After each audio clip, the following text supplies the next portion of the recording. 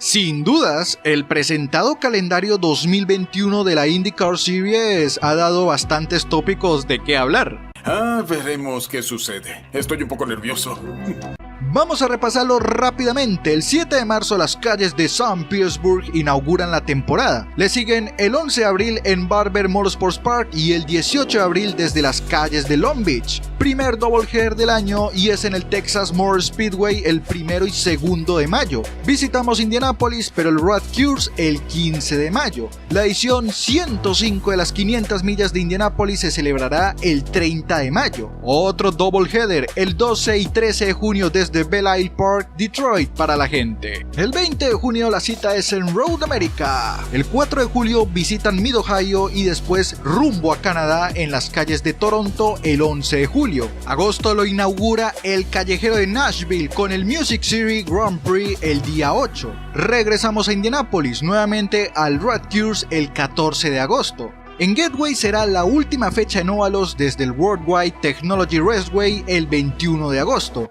Portland, penúltima fecha el 12 de septiembre y cierra la temporada el World Tech Raceway Laguna Seca el 19 de septiembre. Resumen final de este calendario: 17 fechas de las cuales 4 son en óvalos, 7 en autódromos y 6 en circuitos urbanos. Y es precisamente por la poca cantidad de óvalos que este calendario ha generado tanta discusión. Haciendo una breve mirada al pasado, con decirles que pasamos de las 16 fechas que se corrían únicamente en óvalos en 2003 y 2004 con la IRL, normal que cuando revisamos el calendario de ahora acabamos reaccionando así.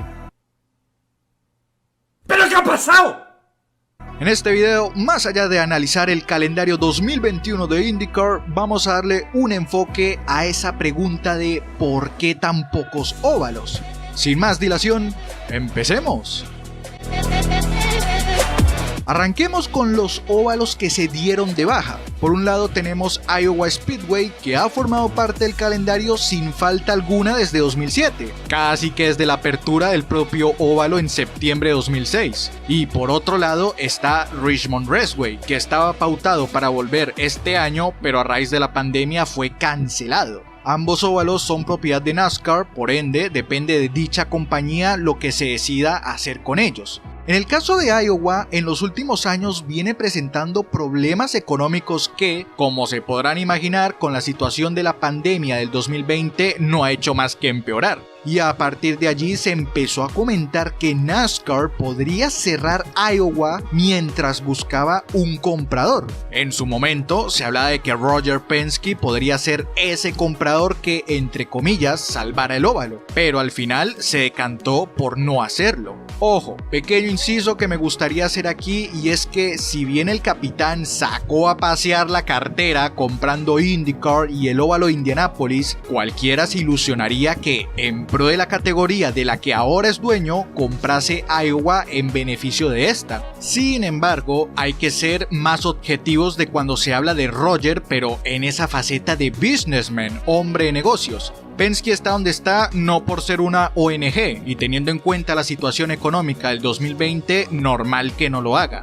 Incluso desde Racer se animaron a decir que por un descubrimiento financiero del personal de Penske se hizo aún menos atractiva la compra de Iowa. Al final, tómenlo como una forma de decir que Penske no lo compró porque no, sino porque económicamente es inviable.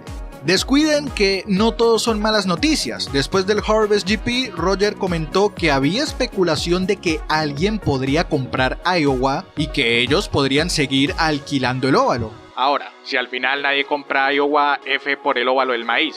En cuanto a Richmond, vuelve y juega el factor económico. Sin ese title sponsor para la carrera y que este año fue aplazada la NASCAR, además de que se corrió sin público, bien como dicen, a NASCAR le tocó hacer tirada del cable con Richmond. Entonces, si en ninguno de esos óvalos se puede, ¿por qué no probar con otros en los que alguna vez ya haya corrido la IndyCar? Aquí me quedo con la observación que hacen en Racer, y es que el problema con varios de esos óvalos es la baja asistencia del público a las carreras. Si hablamos de la IRL, ya no atraían el mismo volumen de personas desde que dejó de ser parte del paquete de entradas que promovía NASCAR en Chicago, Kansas, Kentucky y Texas en la temporada. En cuanto a la kart, los números dicen que en Fontana habían 50.000 personas en 1997, pero cuando fue el carrerón de 2015 no habían ni 5.000. En Phoenix habían 60.000 en 1995, pero para 2005 solo habían 6.000. En Michigan, durante 1995 habían 78.000, pero con la IRL en 2007 las tribunas estaban más de la mitad de vacías. A fin de cuentas, si antes de la pandemia ya no era mucho el público que acudía a los óvalos, ahora imagínense hoy por hoy. Tal vez algunos de ustedes se hayan enterado que en 2021 la NASCAR Cup no correrá en Chicagoland ni en Kentucky. Curiosamente, Roger Penske ha dejado la puerta abierta a estos escenarios y cito, podría ser una opción algún día y podría haber un resurgimiento en alguno de estos óvalos que no van a ser utilizados. Palabras con cierto aire de que esos óvalos sean como un respaldo de otra fecha. Y eso sería todo con respecto al tema de los óvalos en el calendario. Más novedades que tenemos es que COTA tampoco estará la próxima temporada. Recuerdo que en su momento se llegó a hablar que el Circuito de las Américas dependía bastante de albergar un gran premio de Fórmula 1, financieramente hablando. Este año no lo pudieron llevar a cabo tampoco la IndyCar ni la MotoGP a raíz de la pandemia. Si bien tienen un respiro con que Speedway Motorsports les alquilara la pista para recibir a la NASCAR Cup en 2021, hay que ver cómo sigue evolucionando la situación en COTA. Nuevo trazado que se incorpora y es el Callejero de Nashville, siendo un acuerdo multianual. El Music City Grand Prix hará su debut con sus 2.17 millas y 11 curvas, en el que transitarán encima del río Cumberland por el puente del Korean Veterans Boulevard. En cuanto a curiosidades, tenemos que será la primera vez que se corra en Texas durante el mes de mayo. Además, omitiendo el experimento que hicieron en 2011 con Texas, el óvalo de Fort Worth vuelve a recibir 2 carreras de la IndyCar desde 2004. En palabras de Roger Penske, este doubleheader ayudará a que los equipos se preparen mejor de cara a las 500 millas. Detroit la aplazaron una semanita y personalmente me parece un puntazo, porque desde 2012 entre las 500 millas de Indianápolis y la carrera en Detroit a lo mucho solo habían 5 o 6 días de diferencia, y si tenemos en cuenta que desde 2013 se viene corriendo doble fecha en Detroit, imagínense el estrés de los pilotos, equipos, mecánicos después de afrontar la Indy 500 para después decirles que en menos de una semana correrían otras 2 fechas. Mid-Ohio pasó de mediados de agosto a la primera semana de julio, y si se fijan, hay un hueco de un mes entre Toronto el 11 de julio y Nashville el 8 de agosto. Tiene su explicación, ya que entre el 23 de julio y el 8 de agosto serán los Juegos Olímpicos de Tokio. ¿Qué tiene que ver eso con IndyCar? Bueno, si tenemos en cuenta que NBC, aparte de pasar la IndyCar, también transmite los Olímpicos de forma exclusiva para Estados Unidos, pues allí le abrieron su campito para que los acuerdos e intereses televisivos no se intercalaran tanto uno con otro. Lo que no le encuentro explicación es que hayan atrasado Barber una semana y ahora haya una brecha de 5 semanas entre la apertura de la temporada en St. Petersburg y la fecha 2 en Barber. No creo que sea muy stonks invertir en promocionar ese inicio de temporada en IndyCar para que después te digan, hey, nos volvemos a ver dentro de más de un mes para la segunda fecha. ¡Son expertos! ¡Expertos, Bob!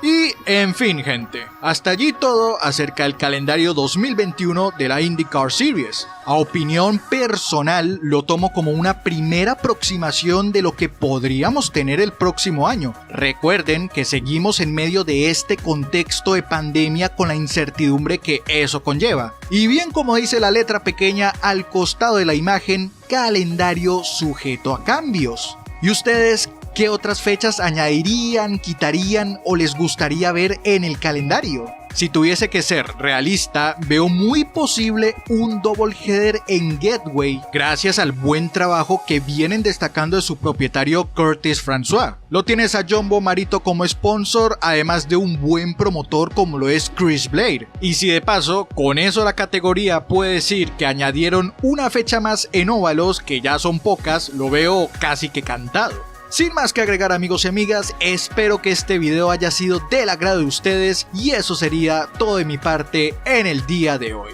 ¡Un saludo!